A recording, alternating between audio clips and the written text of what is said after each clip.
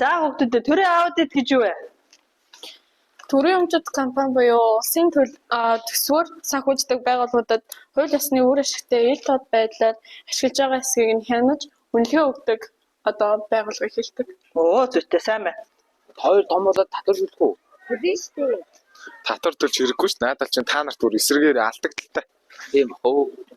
Тэгтэл уу яа дээ. Одоо наа чи эвдэрсэн зам хууч ирсэн сургууль эмчилсэн. Татварын мөнгөөр сурдаг байхгүй юу? Судлаа. Надад чи их мөнгө нь өөрсдөө л авч байгаа. Төрийн аудит гэдэг газар хяналттай шалгалт хийгээ явдаг. Хөрн тэрэн дотороо заяа. 3 төрөл байдаг заяа. За. Богийн аудит, нийцлийн аудит, техникийн аудит 3. Хичээл дээр төрийн аудит гэж заажсан тий. Хоёул яг унтчихсэн байна. За тэр чамар хамаагүй.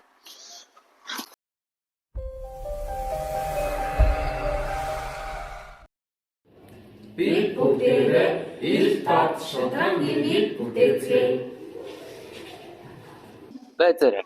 Илүү дэлгэрэн мэдээлэл авахыг хүсвэл доор байгаа хаягаар зочлоорой.